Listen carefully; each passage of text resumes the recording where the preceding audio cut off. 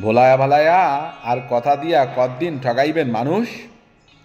ভাবছেন অহনো তাদের হয় নাই হুশ।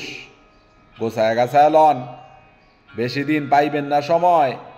আলামত দেখতাছি মানুষের ওই বই জয়।